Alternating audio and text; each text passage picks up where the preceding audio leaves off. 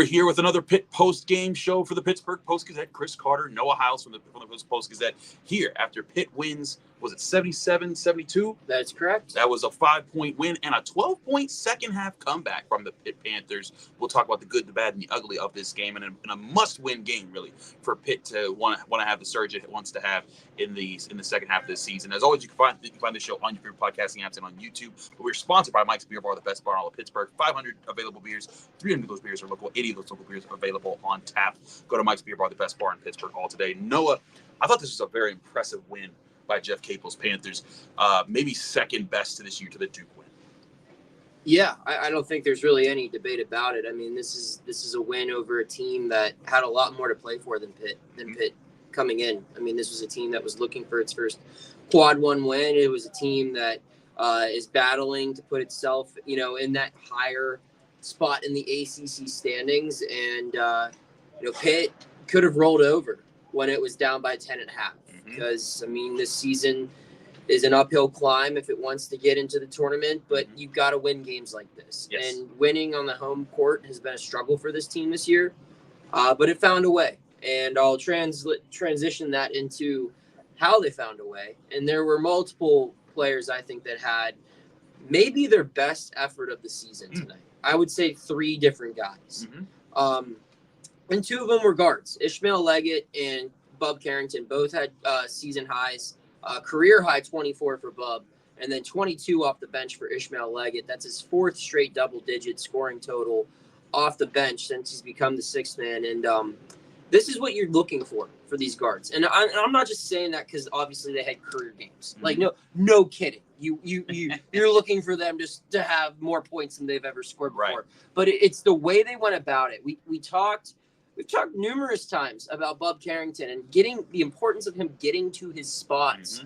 And we saw the mid-range game. Isn't it funny, Chris, when Bub gets to that elbow, when Bub, even at the top of the key, just a couple of steps in from that three-point line. And I understand that's not the sexy NBA shot that everyone wants but for. That's his shot. But that's his shot. And there are guards, even at the next level, like my guy Jalen Brunson, who can make an efficient living, or make a good living, make an efficient career out of those shots. If you can hit those at a high percentage, it's good for yourself and it's good for your team. And we saw that from Bub today. Ishmael Leggett attacking the basket and also shooting really well from the outside. I believe 4 for 6 from 3, something along those lines.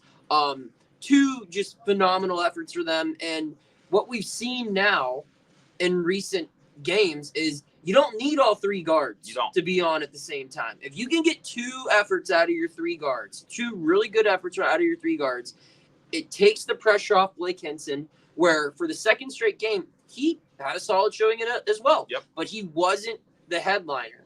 And maybe that's how this team is built, where Blake is the best player. He's the most established player, but he doesn't need to be your headliner when the guards are playing well. And it takes the pressure off him. He had 17 and performed at a high level. But Carrington and Leggett were phenomenal tonight.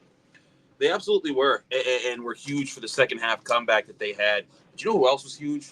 My good, Will Jeffress. Yes. And correct me if I'm wrong, he had 2 points and 2 rebounds. Like on the stat sheet, you're like, what did he do? Technically, he didn't even shoot the ball. He just had it dunked. Yeah. But here's the thing.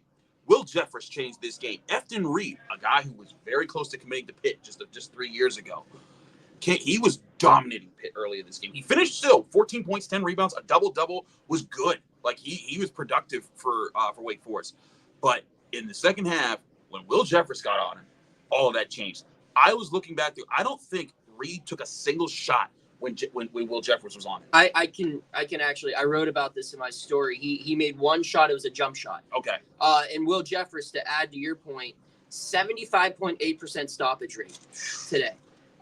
He came in at, I believe, the 9:45 mark. Reed in the final 9:45 had 2 points, a turnover, 3 rebounds.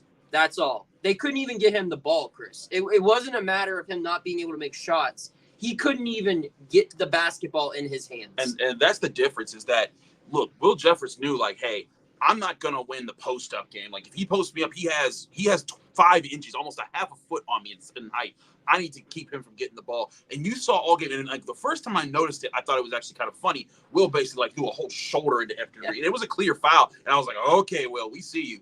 But then I saw him keep doing it, and not doing that, but keep digging into him, and you saw it affect Efton Reed. You saw him get really frustrated. There was a one time it was a pile up. Pitt forces a turnover. Efton Reed kind of like tangles up with him, takes Will Jeffress down. The officials let it keep playing as they're helping both players up, and then Efton Reed pushes Will Jeffress after the play, and I thought that was a good sign. Like Will's like, I'm in that guy's head. And we asked Efton Reed about this after the game. I said, we saw some tangle up there, what all transpired. He's like, Will and I go way back. We're good friends from high school. He said, I acted accordingly to the challenge there. And your face is my face here. Well, you just stole my ugly, is what you just did. Oh, I apologize. but that's the story. All right. We can talk. Yeah, no. It's okay. It's all right. There's nothing. Give me my microphone.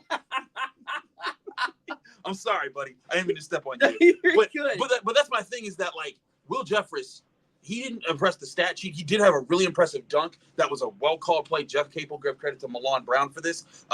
Milan Brown, assistant coach, they were guarding Bub Carrington on a screen on the inbounds, and Will Jeffress, like, faked a pick, just rolled back, caught the ball, dunked it.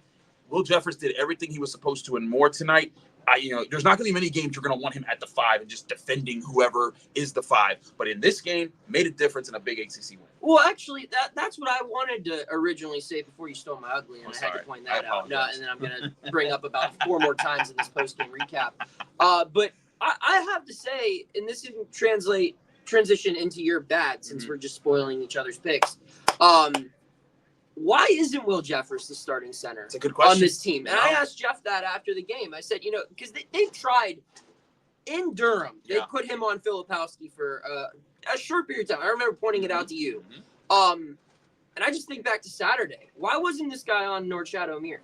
They're the same height. O'Meara's got a couple of pounds on him, but I mean, Efton Reed had some size on Will Jeffress as well. And that's what I've kind of been clamoring for all year is this guy. He's not an offensive producer. No. He's a good defender. And if he's going to be coming off the bench, why are you not going to Will Jeffress and saying, get in that guy's face, get out there, hard foul, first minute you're out there, and let him know, look, buddy, when number 24 is guarding you, your life's going to suck for a little bit. And that should be his role. He should be a pest. He should be annoying. There needs to be a guy like that in this conference, which is loaded with big men. And Will Jeffress can be that guy. He might not be able to match up physically for 40 minutes with some of the bigs in this league, but he can get under their skin, and that's what it should be. And he's able to do that, and no one else on this team is, Chris, which is your bad. Yeah, that's the thing is that Pitt's front court is a mess right now. It is bad. Defensively. And again, I'm taking out Blake Hinson and Will Jeffress because Will Jeffress has the defense, Blake Hinson has the offense. But Federico, we know Jorge Diaz-Graham is out for the season pretty much. And Guillermo Diaz-Graham and Federico, they're not stopping anybody. No. And like Federico, first possession of the game, Wake Forest feeds Efton Reed down low. Pitt does not send help for Federico. They said, you're going to win that one. And Efton Reed just moves him out the way, easy bucket in the paint. Pitt got dominated in the paint in the first half. They had no answers. They tried putting Guillermo in there for a play. He got bullied for a point from Efton Reed, and that was bad. That was bad as well. And they took him right back out, put Fetty back in. They tried doubling him, but when they tried doubling him, then all of a sudden, and Efton Reed, to his credit, he immediately recognized it, kicked it out. They started the transition, got an open 3, bang, and that's when Wake Forest was hitting their shots. And that is a problem. They worked out tonight because Will Jeffress made it work. But there will be centers who, if Pitt tries this again on, who will win those matchups a lot more often. And Pitt cannot rely on that to save them. They have to find other answers. Yeah, I do think that Jeffress is he's not maybe the answer, but he's the best solution right now defensively. Mm-hmm. But you just look down the line. I mean, they got to play Quentin Post. They got to play Efton Reed again. Yeah. They're going to run into, if they want to make a run at March and win a couple of games in DC, you're gonna have to play a Baycott or a Filipowski again, maybe, or even some guys in Syracuse or Miami. They're, like I said, there are a lot of really good bigs in this league, and your Jeffress should be the starting center right now, but at the same time, he shouldn't be. Yeah. Because he's only 6'7" and he's not a center. Right. And you just have to look at what point in the year are we going to really question if Eddie Federico and Guillermo Diaz-Graham deserve to be back next year? Because one has not progressed at all since last year, or hardly at all, despite putting on some weight, and the other has regressed. So it's tough. I agree. It's bad. It's bad in the front court. Another bad thing is this team, even when it finishes well, what did it shoot at the end of the day? It shot 53% from the field in the second half and 45.6% from the field throughout the whole game, but it started again. Ice cold from the field. It did that in Miami. It did that in Georgia Tech. It comes out and it's just not making shots. And while, yes, this team you are able to charge back on, Miami, you almost stormed back down 19 on. You know what's a lot easier when it comes to winning games?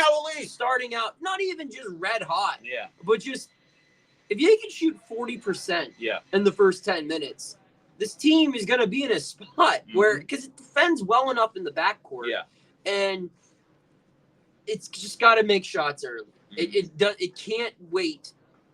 In this case, 30 minutes. Well, it's really in the last two games, 30 minutes to find its rhythm. So that's my bad. And then my ugly, who knows what it could be. I'm sorry. is Afton Reed's quote. This is their direct quote. Said, they probably just threw him in there to see what I could do, and I handled it accordingly. He's pretty strong. It didn't really affect me, to be honest. Probably got one steal over the back, but they were doubling anyway. So, all right. Now, I'm going to go ahead, and I understand this doesn't make compelling radio, but I'm going to click on, YouTube, same thing. Afton Reed, here's his play log that I have pulled up here off the screen. So Will Jeffress came in at the 9:33 mark, I believe. So at 9:25, Afton Reed made a good jumper. He committed 2 fouls in the next 5 minutes. Nothing else. He committed a turnover with 2:28 remaining. And then he had 3 offensive rebounds in the final minute when the game was out of reach. Not the points, though. No points, 1 turnover, 2 fouls. And 3 rebounds. Granted, 3 offensive rebounds, but it was in the final minute when the game was over. So Will Jeffress eliminated this guy. So that's the ugly is what's the quote tweet that I had with it? It's one of my favorite memes of all time. It's and another thing, I'm not mad. I'm not mad. Please don't put in the newspaper that I got mad. Well, I write for a newspaper, and that will be in the one I write for tomorrow. Absolutely. And my ugly is about how ugly this game got with the physicality. And it's a good thing that Pitt was the team that I thought engaged really well in that and won out on it. Because you could see, again, just a visible frustration of Afton Reed. There was a tie-up where they were both down on the floor, him and Jeffress, and he pushes Jeffress off, and I'm like, he's under his skin. And then you saw the guards were physical, too. Yes. Wake Forest guys, they were trying to push off Jalen Lowe. Jalen Lowe had a bad shooting game, a good defensive game. He was challenging Cameron Hildreth, a guard who has killed people in this league. I saw him destroy Syracuse last year in the ACC tournament. That guy's really good. He averaged 15 points a game. He had 4, and 2 of them were just kind of like late layups that they had when Wake Forest was trying to muster something to get their comeback on. So Pitt across the board, this is a hard-fought win. And I asked Jeff about this. And I said, Jeff, what was it about the second half? You talked all year about being more physical and responding to the physicality of your opponents. And he said, I said at halftime, he's like, you've played hard, but I need harder.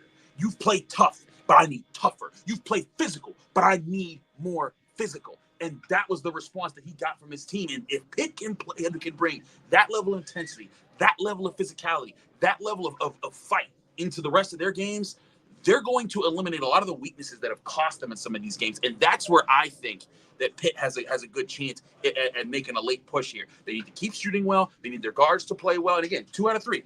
Ish can have a bad night if Bub and Jalen are on. Bub can have a bad night if Ish and Jalen are on. And if the freshmen have a good night, Ish can have an off night. But you need 2 of those guys. You need Blake to hit his shots, and you need physicality from everyone else. And if they get that, Pitt can find answers to win games. They found one this time. We'll see if they find another one Saturday here against Notre Dame.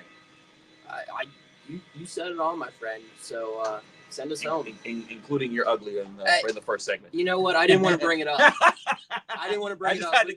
But since you're mentioning it, I will say you did steal it if people didn't catch on. Totally. Yeah. Anyway, stole it like Ishmael Leggett guarding Efton Reed down 3 low. steals for him. 3 tonight. steals and 1 off Reed. That was another impressive one. Like, how Ishmael Leggett stole that ball, I still don't know. But anyways, this was the Pitt Post game for the Pittsburgh Post-Gazette. Go to post-gazette.com for all our written work here. Find us on YouTube, on your favorite podcasting apps. Remember to subscribe to us so that you can get all the daily content that comes out from all of our Post-Gazette creators, as well as this Pitt Post-game show, our mailbag, and the show on Thursdays that you and Abby do a great job with. So check us out here on the Pittsburgh Post-Gazette, post-gazette.com, YouTube. We'll see you again Saturday here at the Pete after Pitt takes on Notre Dame.